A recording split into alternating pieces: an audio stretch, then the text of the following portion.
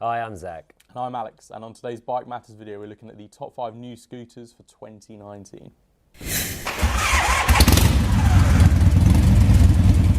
So first up, BMW C400 GT. Now BMW have made maxi scooters for a little while, even with the C1 all those years ago, with the head over it, but they're really now optimising what a 350cc engine can do. We've got 34 brake horsepower and this at 7,500 revs.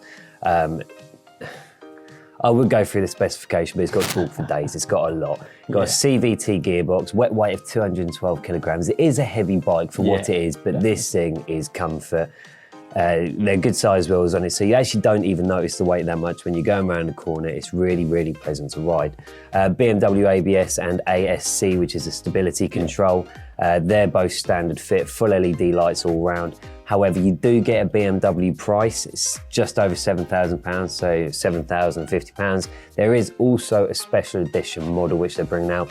That's just got your luxury bits, heated seats, which you don't really get on bikes, but they're now doing that, heated grips. They've been around for a little while, which, to be fair, I'm a big fan of. And TFT connectivity, but that version is £7,955. So again, you are paying that kind of premium for it. They come in it's grey, white or black, so typical BMW colours. No blue though, which surprised me. Yeah, that is surprising. I do like the look of the grey one. It looks really nice. I mean, I think even, as you say, they're built up here, and the C400 GT is just looking really good. This is just their optimum. They're just maximising what they can do with the engine they've got in this scooter. So really good work from them. Can't wait to see that. Oh no, absolutely. Really looking forward to that bike.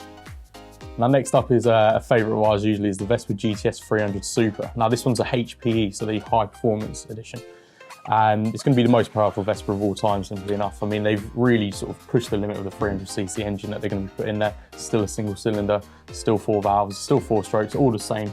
But it's going to have 23.8 brake horsepower, which is the most that they've ever put into an engine. So fair play there. It's going to be at 8,250 revs per minute as the sort of peak area there.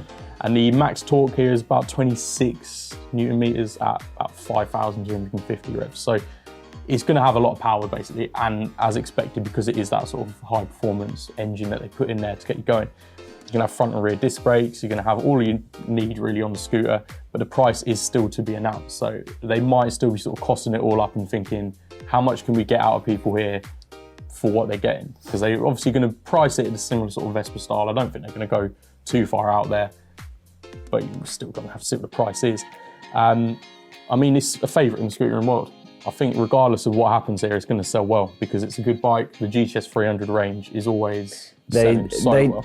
Vespa, Piaggio don't need to do anything to get people to come to them. That's where you got to think. They've been around for so long. All the enthusiasts will still buy their bikes. Even young people are buying their new bikes. So there's nothing more. They don't need to impress anyone. But with them, again, just like the BMW, optimising what they can do with these engines they got in the bigger scooters is quality, because again, that will draw people in, but they don't need to. So I think it's a really good idea. There's probably going to be a price to this one, with it being their most powerful bike yet, but they've got nothing to prove and nothing to lose, so make something fast. I mean, if anyone's considering a sort of performance scooter, I feel like Vespa is going to be their sort of first port of call. They'll say, let's have a look and see what Vespa are doing. And for 2019, of course, this new range of the GTS is going to be something I think a lot of people are going to look at. So definitely has to be on the list, of course. Definitely something we're looking forward to as well. Can't wait. So one we've briefly already spoken about, Yamaha making another long name scooter. So you've got the Yamaha X Max Iron Max. It's a limited edition scooter revealed at the end of 2018. Might have been at EICMA or a few motorcycle shows anyway. It's going to be available in a 125, 300 and 400cc model. The 400 X Maxes, or the bigger bikes anyway, are so popular. So again, Yamaha haven't really got anything to prove either. They're such a reliable Japanese engine. I'm not sure the cylinder of these engines as they go up, but even so, you know where you stand with it. It's going to come in, they've got a sword grey paint, which I hadn't actually seen. But have luxury seat with backrest on with dual seat options, leather interior pads, aluminium footrest. So you're not going to scuff this bike, but again, it's going to remain clean. It's going to be easy to clean, and it's a great city commuter. So many people in London already buy the X Maxes and N Maxes, T Maxes as it is. But with this, what this list seems to be is a lot of the manufacturers are just making prestige bikes. They're making really top-end models. The prices are to be announced in these, but we reckon it's probably going to be nearing the 5 digits for the 400cc version, very similar to their T Max big one that they did. So we haven't got too much on it, but like I said, you know where you stand with Yamaha, don't you? Yeah, exactly. I mean, with the X Max range, it's similar to, say, the T Max range there. It's so popular for the maxi scooter market, especially in sort of like mainland Europe, but even more so, say, London, you see a lot of them. Just big cities in the UK, you see a lot of these maxi scooters about. So, as I say, with the iMax, I think they're just trying to get something out there, this the real premium edition that people might want to go for if they are a commuter and they just want to have the most luxurious commute possible. So yeah, a really nice scooter. Exactly. Next up is the Honda Super Cub C125. So of course, this is going to be a staple of the scooter market. We can already see that it's got a lot of interest. The original Super Cubs are now like classic bikes. So if you see one of those, you know that's a really nice scooter. So the re-release of that is going to just follow the same sort of look, same sort of design, but with that sort of modern twist. So you can have the LED lights, you can have all of the Euro 4 regulations met, of course. You can have some ABS on there, everything you need from a modern scooter.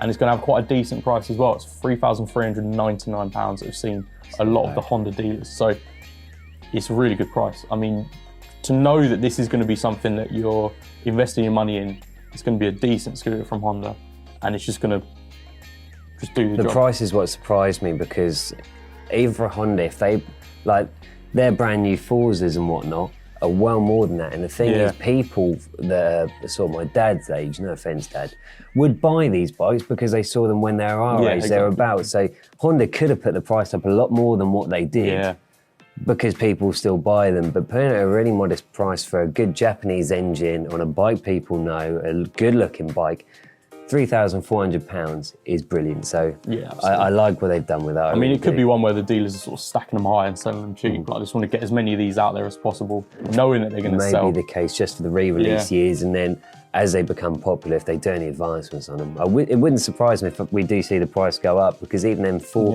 a grand on that, I still think that's all right for what it is. Well, that's it. I mean, if it was, say 4,500, you'd be like, yeah, it's fair enough for the price. So this is one a lot of people could be jumping on as their sort of first scooter, or even older generations who'd be like, actually, I had the Super Cub when it first came out. Let's get the new one. Let's get the new one, 100%. Give it a go. And last up, a scooter I've been buzzing about all year is the Vespa Electrica. I am all about this thing and what they're doing with it, because it's just such a campaign for Vespa. So it's their full electric scooter. It's equivalent to a 50cc, so you're talking your 30 miles an hour. It's nothing too quick. But it's going to, it's not going to be a long range commuter. It is going to be in the city. If you need to nip to work or the shop, it's going to be quality for that. We haven't heard too much about the range of it, what you can actually get out of the battery, but even then the charge time and the charge cost is probably not going to be that bad. So you flick it on overnight just like you do your phone when you get in. I just can't wait to see it.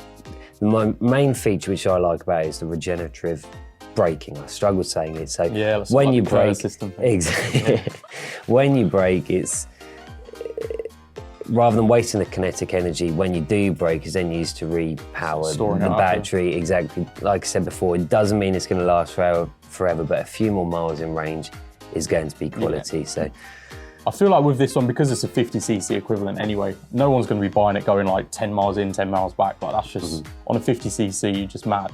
So it's probably going to be someone that lives in the city, commutes a few miles down the road to a station or something. Yeah, something like that, where it's just going to be nice and economical, nice and cheap to run. It's going to be something that you get on, get to work, get back, and it's easy. You don't have to worry about it.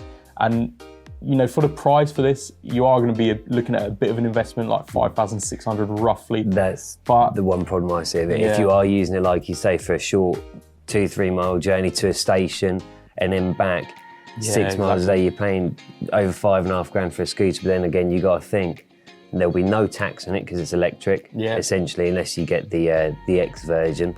But then you're saving on fuel costs. Scooters aren't exactly expensive to run anyway, so it just depends how long you're going to keep this for and how long it's going to last, and depreciation on it. Something I did see as well to add to that is London are sort of introducing a bit of a strict emissions sort of rate in here, where at the moment I think a lot of the newer bikes and the newer cars are fine, but this could start to be a bit more if you enter the sort of inner city of London, you've got to start paying this emissions tax.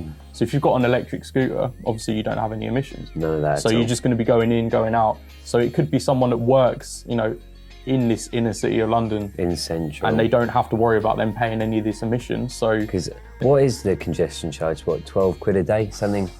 It's something it's a lot. mad. I know it's somewhere up. So the thing is, if you were commuting by car, which a lot of people don't do, that's 12 quid a day, or whatever the price is, saved as it is. Nearly 50 quid a week. You make your money back if you are using this bike for us. So it's going to be swings and roundabouts with it, but regardless, I cannot wait for it to be properly released. Yeah, really looking forward to this one. So those are our top 5 scooters for 2019. Definitely ones to keep an eye on. Please leave a comment to let us know which ones you're excited about the most. And as you are already aware, mine is the Electrica. It's just, go on, mate. What's yours? Probably the BMW, to be fair, because it's a nice high capacity one, looks smart as, and it just, it ticks all the boxes for me. That's definitely one to look out for. But of course, thank you very much for watching the video. Leave a like, subscribe so you can be notified of our future content, and thank you very much for watching. Thanks.